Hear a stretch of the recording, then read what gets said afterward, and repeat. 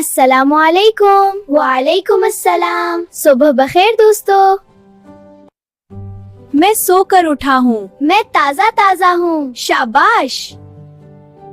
मैं नाश्ता कर रहा हूँ। नाश्ता सेहत के लिए अच्छा है। हम मजबूत बनेंगे।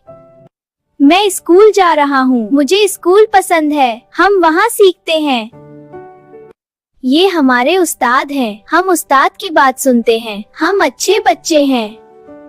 ये मेरा दोस्त है। हम साथ खेलते हैं। हम साथ सीखते हैं। हम खेल रहे हैं। खेलना मजेदार है। खेल सेहत के लिए अच्छा है। हम हाथ धोते हैं। सफाई अच्छी आदत है। हम साफ बच्चे हैं। उठो बैठो पढ़ो लिखो, अम्मी अबू की बात सुनो, साफ रहो अच्छे बनो, रोज नया कुछ सीखो। आज का सबक खत्म हुआ। मिलेंगे अगले सबक में। अल्लाह हाफिज।